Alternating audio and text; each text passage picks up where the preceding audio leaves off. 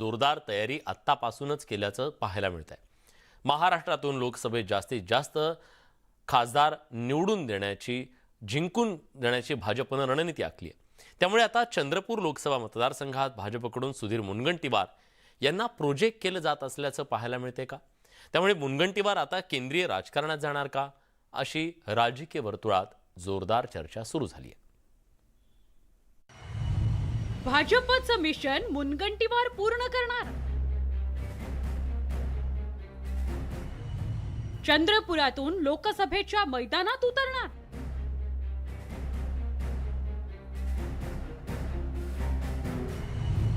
अध्यक्षांच्या सभेत मुनगंटीवार प्रोजेक्शन।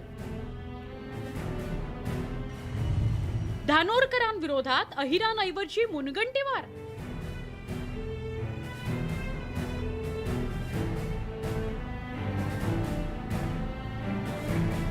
भाजप अध्यक्ष जे.पी. नड्डा यांच्या लोकसभा प्रवास योजना या लोकसभा निवडणूक पूर्व अभियानाच्या सभेतली ही चित्रफीत।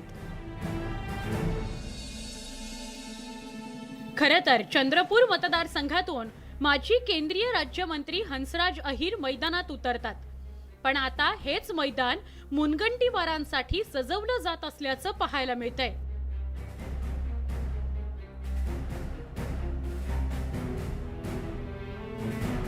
दोन 2019च्या लोकसभा निवडणुकीत ज्या मतदारसंघात पराभव झालेला त्या मतदारसंघावर सध्या भाजपनं लक्ष केंद्रित केलंय।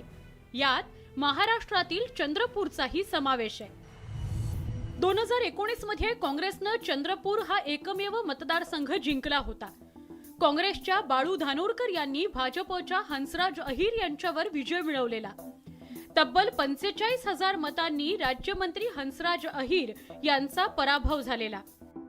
हाच पराभव विजयात परावर्तित करण्याकरता आता भाजपनं थेट महाराष्ट्राचे वनमंत्री सुधीर मुनगंटीवार यांना मैदानात उतरवण्याची तयारी केल्याचं पाहायला मिळतंय। काँग्रेसच्या ताब्यात गेलेला एकमेव मतदारसंघही हिसकावण्यासाठी भाजपनं कंबर कसली आहे आणि स्वतः मुनगंटीवारांनीही चंद्रपूर जिंकण्याचा निर्धार बोलून दाखवलाय। कि आने वाले दिनों में महानगर पालिका हो, जिला परिषद हो, विधानसभाएं हो, विधान परिषद हो, लोकसभा हो, जब जब भारतीय जनता पार्टी का प्रत्याशी चुनाव में खड़ा होगा, जीत सत्य की होगी, जीतेगा भारतीय जनता पार्टी।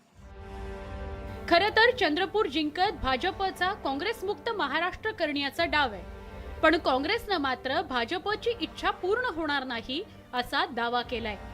आपली पाठ आपण ठोठावी अशी परिस्थिती आज भाजपची आहे।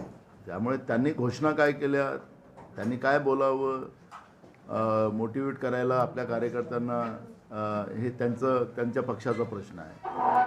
पण चंद्रपूर जिल्ह्याची परिस्थिती आज आपण पाहिली तर ती भाजपच्या विरोधात आहे।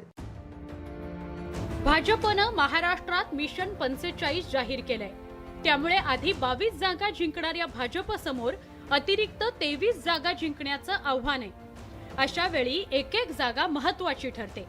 त्यामुळेच आता विदर्भातील दिग्गज नेते असलेल्या सुधीर मुनगंटीवार यांना भाजप लोकसभेच्या रणांगणात उतरवतं का हे पाहणं महत्त्वाचं ठरणार आहे। Bureau report, news 18 Lokmat.